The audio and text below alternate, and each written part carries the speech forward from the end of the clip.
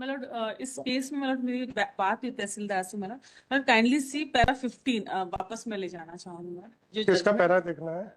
Judgement का P8 P8 का 15 में लास्ट लाइन में मतलब कि the matter is remand back to the tehsildar Seoni Hoshangabad to decide the application afresh strictly in accordance with the compromise decree passed by the district judge Hoshangabad on it. Madam mutation की application? Yes, my lord, just madam mutation की application था कि क्या था? Yes my lord, वही मैं mutation था ना? डिक्री थी my lord, उस डिक्री में कहीं पर भी मैडम म्यूटेशन का था ना? सर बट वही मैं आपको बता दूं, डिक्री में कहीं पर भी ये नहीं था कि किसकी, क्योंकि इसमें लिखा हुआ है कि तीनों के वे तीनों इस भूमि के स्वामी हैं। तो अब तीनों का किसका नाम लिख पार्ट दो, सर, तीनों का नाम लिख दो सर, बट किसका पार्ट कौन सा है? मैडम तीनों के नाम लिखेंगे कि नहीं लिखेंगे? और आप अपने कलेक्टर की प्रेजेंस चाहते हैं? नो सर, क्या आप किसी संपत्ति को स्वयं भूमि स्वामी कहते हुए 3 4 6 लोगों के नाम नहीं लिखते हैं? या आप अपनी बदमाशी का हमें जस्टिफाई करना चाहते हैं हमारे ऑर्डर का इस्तेमाल करके? मैं इसीलिए रिप्रेजेंटेशन वाले ऑर्डर्स नहीं करता हूँ। सर उन्होंने आपने पार्टीशन कैसे कर दिया, बस इतना बताइए। बोनाफाइडली यही सोचा। कोई बोनाफाइडली नहीं है, सब करप्शन है ये। And that's why I never passed the order regarding deciding the representations. Mutation का पिटीशन पे म्यूटेशन रिलेटेड ऑर्डर है और म्यूटेशन की एप्लीकेशन डिसाइड ना करके हाई कोर्ट का ऑर्डर लेके पार्टीशन कर रहे हैं आप, without giving any notice and without issuing any starting any proceedings. और कहते हैं हमारा बोनाफाइड है। क्या बोनाफाइड है आपका? आपको अंग्रेजी आती है कि नहीं आती? आपके कलेक्टर को बताइए। Keep him present tomorrow. अगर ये डिस्ट्रिक्ट हेड ये होगा तो इनके तहसीलदार तो करप्ट निकलेंगे निकलेंगे।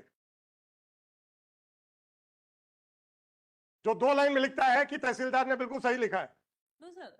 क्या लिखा है उसने जो आप मेरे से बहस कर रही हैं? अब आप मुझे ये बताइए लॉ क्या है? Can you substitute the reasons? आप सिंपल से बताइए, can you substitute the reasons? Why nothing has been mentioned by your collector? तो माय लॉर्ड सेज कि तीनों के नाम पे म्यूटेशन कर देना। मेरे से मत पूछिए, मुझे आप तहसीलदार बनाना चाहते हैं? आपको क्या समझ में आता है? Keep your collector present. इसमें या फिर ऑर्डर कर दे तो फिर हम, मैं कलेक्टर को प्रेजेंट रहने का करने का ऑर्डर कर रहा हूँ, चिंता मत कीजिए। बट ये जो ऑर्डर हुआ है वो आपने कलेक्टर ने अपील डिसाइड की है कि नहीं की है? एडिशनल किसने भी की है? आपको किसने इंस्ट्रक्शंस दिए हैं अभी? वो तो मैं तहसीलदार से मैंने बात किया क्योंकि वो फोन कनेक्ट नहीं हो पा रहा था, तो उसने ये चीज बताया। रखिए, आप अपने कलेक्टर को रखिए, वो एडिशनल कलेक्टर की जवाबदारी वही देगा। जो ऑर्डर पास किया वो मैडम आपके एडिशनल कलेक्टर को इतनी अकल नहीं है कि यहाँ पे हम लोग लिख लिख के थक गए हैं कि reasons are the heart beat, और ये अपने मन मर्जी चलाते हैं। मैंने देख लिया है, तहसीलदार ने बहुत अच्छा किया, कहानी खत्म। देखा है सर, मैं तो 4 लोगों का नाम इकट्ठा तो जमीन पे चढ़ा नहीं सकता था, तो मैंने पार्टीशन कर दिया हाई कोर्ट का सहारा लेके।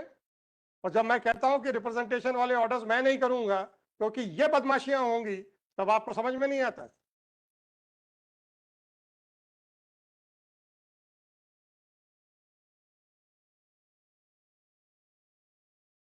Clearing example of corruption. Keep your collector present. देखता हूं क्या करता है वो अपने एडिशनल कलेक्टर के खिलाफ और तहसीलदार के खिलाफ। उनसे कहिएगा अपनी जान बचानी है तो एक्शन लेके आएंगे यहाँ पे। 2213/2324। My humble prayer, my lords, para 14 आपसे कलेक्टर से सुनेंगे सर। जी आपको अभी हमने फाइनल ऑर्डर पड़ेगा जी। It is submitted by presence लगा के, it is submitted by counsel for the petitioner that it is a glaring example where the revenue courts are by deliberately by misconstruing the order passed by this court in WP number MP number 972/2021 decided on 25th of September 2023, which was upheld by Supreme Court by order dated 19/1/2024 in SLP civil number 1116-117/2024 traveled beyond the order। वो कौन सा order है sir तहसीलदार का? That is P13 27 February 24।